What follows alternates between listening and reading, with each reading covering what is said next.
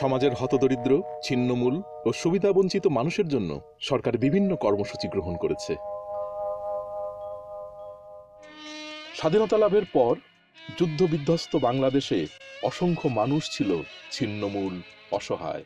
গণহত্যায় পিতৃমাতৃহীন শিশুদের কোনো আশ্রয়ও ছিল না। জাতির পিতা বঙ্গবন্ধু শেখ মুজিবুর রহমান এ সময় সামাজিক উন্নয়ন কর্মসূচিকে অগ্রাধিকার দেন। অসহায় শিশুদের সুরক্ষায় তিনি শিশু আইন 1974 প্রণয়ন করে যে কেয়ার অ্যান্ড প্রোটেকশন সেন্টার প্রতিষ্ঠা করেন, সেটি এখন সরকারি শিশু পরিবার। সমাজের অসহায় ও দরিদ্র মানুষের পুনর্বাসনে বর্তমান সরকার বঙ্গবন্ধুর আদর্শ অনুসরণ করে চলেছে। কল্যাণ ধারণার পরিবর্তে গুরুত্ব দেওয়া হচ্ছে অধিকার সুরক্ষা ভিত্তিক কর্মসূচি।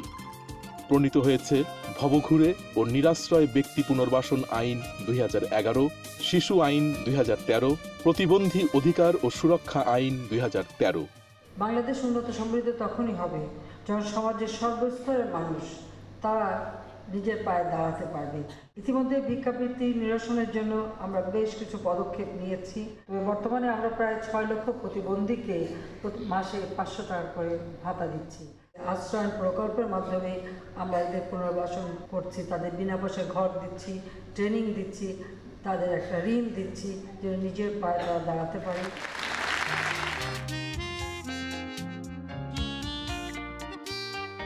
বঙ্গবন্ধু কন্যা শেখ হাসিনার নেতৃত্বে সরকার প্রথমবারের মতো চালু করেছে বয়স্ক ভাতা, বিধবা ও স্বামী পরিত্যক্তা দুস্থ মহিলা ভাতা, প্রতিবন্ধী ভাতা ও অসহায় মুক্তিযোদ্ধা ভাতা।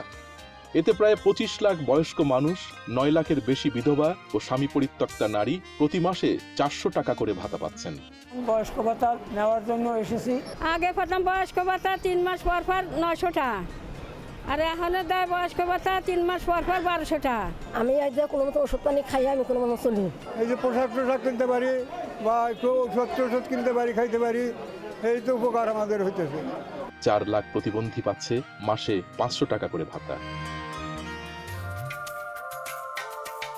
সমাজের ছিন্নমূল অসহায় মানুষের পুনর্বাসনে আশ্রয়ন সবচেয়ে বড় কর্মসূচি। গৃহহীন মানুষকে পুনর্বাসনের পাশাপাশি প্রশিক্ষণ ও ক্ষুদ্র ঋণ প্রদানের মাধ্যমে আত্মনির্ভরশীল করে তোলা এই কর্মসূচির অন্যতম লক্ষ্য। আমাদের সহায় সম্পদ কিছু ছিল না, একটা ছিন্নমূল ছিলাম আমি।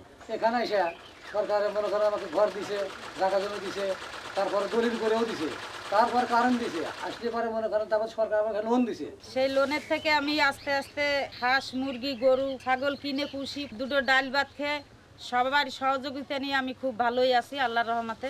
আমি ছিন্নমূল ছিলাম, আমার কোনো বাড়িঘর ছিল না, তাই আমি আশ্রয় নিয়ে কৃষি প্রশিক্ষণ নিয়ে আমি সমবায় থেকে লোন নিয়ে কৃষি আবাদ করে আমি বর্তমান স্বাবলম্বী। বসবাসের জন্য এবং রাত্রি যাপনের জন্য যাদের সুনির্দিষ্ট আশ্রয় নেই, সমাজে তারা ভবঘুরে নামে পরিচিত। অসহায় মানুষের পুনর্বাসনে বিভিন্ন এলাকায় সরকারি আশ্রয় কেন্দ্র চালু করা হয়েছে। কেন্দ্রগুলোতে আছে ভরণ পোষণের বিশেষ ব্যবস্থা। সমাজের অবহেলিত, অসহায় ও ছিন্নমূল জনগোষ্ঠীকে স্বাবলম্বী করতে সরকার 128টি সামাজিক নিরাপত্তা বেষ্টনী কর্মসূচি চালু করেছে। পূর্বের সকল রেকর্ড অতিক্রম করে চলতি অর্থবছরে এ খাতে বরাদ্দের পরিমাণ 38,000 কোটি টাকা। কাশিমপুর সরকারি আশ্রয় কেন্দ্রে 6 বছর ধরে এখানে আমি প্রশিক্ষণ পুরোপুরি শিখে ফেলবো, তখন ওনারা আমাকে চাকরির মাধ্যমে একটা ব্যবস্থা করে দিবে, আমি যেন আগামীতে আমার ভবিষ্যৎ সুন্দর করে গড়ে তুলতে পারি। বিভিন্ন ট্রেডে হাতে কলমে প্রশিক্ষণ পেয়ে থাকে ভবঘুরে নিবাসীরা। পরবর্তী সময়ে এই প্রশিক্ষণ তাদের কর্মসংস্থানের সুযোগ সৃষ্টি করে দেয়।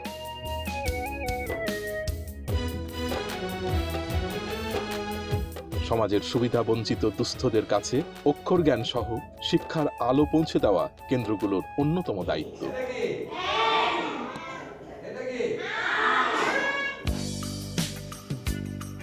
অসুস্থ হলে আশ্রয় কেন্দ্রেই আছে চিকিৎসা সেবা। পারিবারিক সহমর্মিতাবোধ, চিত্ত বিনোদন ইত্যাদি বিভিন্ন সুযোগ সুবিধাও রাখা হয়েছে এসব কেন্দ্রে। দেশের 6টি আশ্রয় কেন্দ্রের মাধ্যমে এ পর্যন্ত পুনর্বাসিত জনসংখ্যা প্রায় 52,000। একসময় ভিক্ষাবৃত্তি ছিল যাদের নিয়মিত পেশা, তাদের অনেকেই ফিরে এসেছে সমাজের মূল স্রোতে। খেটে খাওয়া আর 5 জন মানুষের মতো এখন তারাও পরিশ্রমী। ভিক্ষাবৃত্তিতে নিয়োজিত জনগোষ্ঠীর পুনর্বাসনে ময়মনসিংহ ও জামালপুরে একটি পাইলট কর্মসূচি পরিচালিত হচ্ছে। এতে স্থানীয় ভিক্ষুক, রিক্সা ভ্যান এবং ক্ষুদ্র ব্যবসা পরিচালনার জন্য প্রত্যেকে 5,000 টাকা করে অনুদান সহায়তা পেয়েছে। আগে বিক্রি করছি, মান সম্মান থাকে না।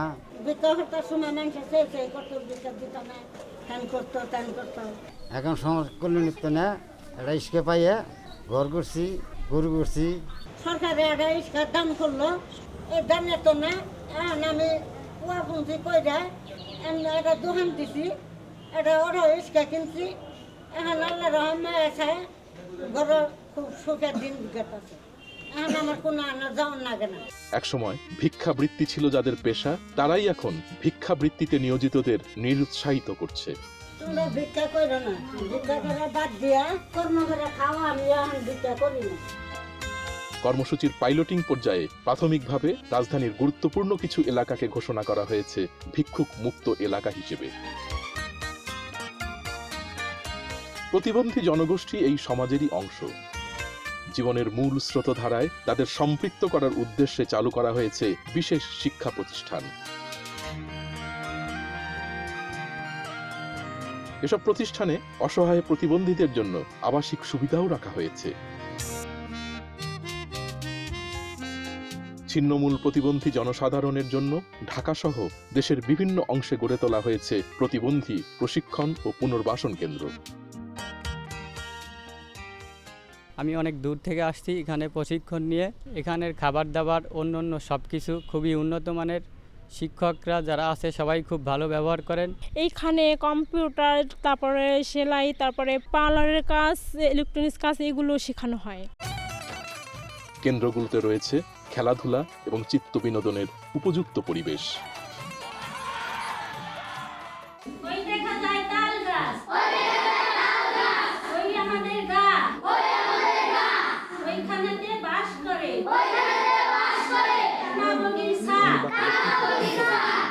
শিশুদের কল্যাণ ও উন্নয়ন নিশ্চিত করতে সরকার প্রতিশ্রুতিবদ্ধ।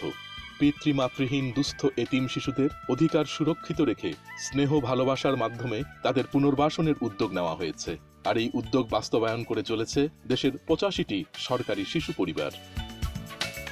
আবাসিক পুনর্বাসন কেন্দ্রগুলোতে মাথাপিছু মাসিক বরাদ্দের পরিমাণ 1500 থেকে 2600 টাকায় উন্নীত করা হয়েছে।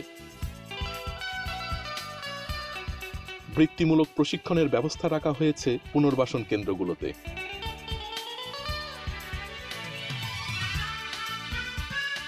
সারা দেশে নিবন্ধিত 3474টি বেসরকারি এতিমখানার জন্য চলতি অর্থবছরে ক্যাপিটেশন গ্র্যান্ট বরাদ্দের পরিমাণ 79,20 লাখ টাকা। রাজধানীর আজিমপুরে সমাজসেবা অধিদপ্তর পরিচালনা করছে ছোটমণি নিবাস। ঠিকানাবিহীন, পরিত্যক্ত নবজাতক এবং পাচারকারীদের হাত থেকে উদ্ধার পাওয়া 7 বছর পর্যন্ত শিশুদের পুনর্বাসনের জন্য এই আশ্রয় কেন্দ্র। মাতৃস্নেহে আদর যত্নের মধ্যে দিয়ে ফুলের মতো এই শিশুদের বড় করে তোলাই কেন্দ্রগুলোর উদ্দেশ্য।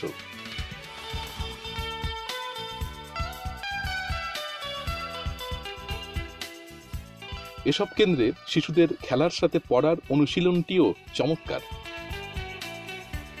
গত 7 বছরে এসব আশ্রয় কেন্দ্রের ধারণ ক্ষমতা যেমন বেড়েছে, তেমনি বেড়েছে অর্থ বরাদ্দের পরিমাণ। চট্টগ্রাম, রাজশাহী, সিলেট, খুলনা ও বরিশাল বিভাগীয় শহরেও এ ধরনের আশ্রয় কেন্দ্র গড়ে তোলা হয়েছে।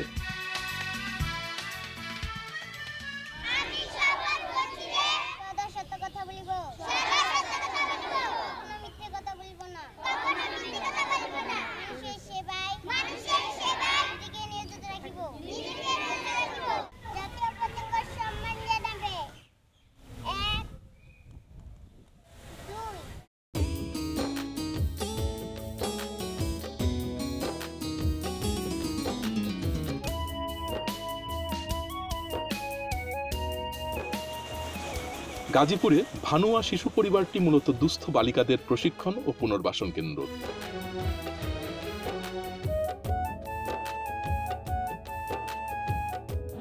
আশ্রয়হীন এতিম শিশুদের ধর্মীয় শিক্ষায় জীবন গঠনের আদর্শ গড়ে দেওয়া পুনর্বাসন কেন্দ্রগুলোর অন্যতম লক্ষ্য। আধুনিক তথ্য প্রযুক্তির প্রশিক্ষণ সুবিধাও পৌঁছে গেছে সমাজের দুস্থ এতিম শিশুদের কাছে।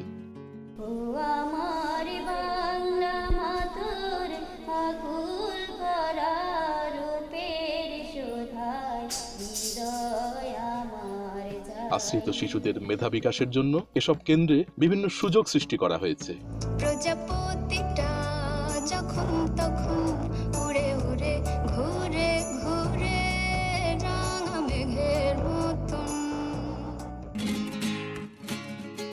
1997 সালে গোপালগঞ্জের টুঙ্গিপাড়ায় গড়ে তোলা হয়েছে শেখ রাসেল দুস্থ শিশু প্রশিক্ষণ ও পুনর্বাসন কেন্দ্র।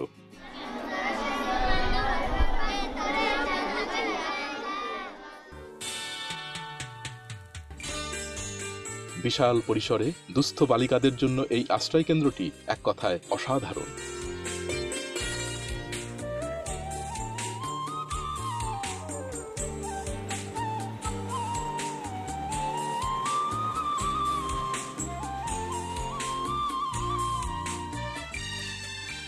দুস্থ বালিকাদের পুনর্বাসন ও প্রশিক্ষণ কেন্দ্র বলে সেলাই ও সূচি শিল্পে বেশি গুরুত্ব দেওয়া হয়েছে। খাদ্য প্রক্রিয়াকরণ বিষয়টিকে রাখা হয়েছে এখানকার অনুশীলন তালিকায়। শিশুদের সুকুমার সৃজন প্রতিভা বিকাশেও দেওয়া হয়েছে সমান গুরুত্ব। আমার বাংলা মায়ের মাটির সুরে জোড়ায় মনোপ্রাণ গাউরে তোমরা হাসন রাজা লালন শাহের গান। রূপকল্প 2021 বাস্তবায়নের লক্ষ্যে বাংলাদেশ এখন উন্নয়নের মহাসড়ক বেয়ে এগিয়ে চলেছে। জাতিসংঘ ঘোষিত সর্বজনীন মানবাধিকার সনদ, শিশু অধিকার সনদ, প্রতিবন্ধী অধিকার সনদ, টেকসই উন্নয়ন লক্ষ্যমাত্রা বা এসডিজি বাস্তবায়নেও গ্রহণ করা হয়েছে বিশেষ উদ্যোগ। গৃহহীন ছিন্নমূল প্রতিটি মানুষ পাবে নিরাপদ আশ্রয়ের ঠিকানা। মানুষ তো মানুষের জন্য।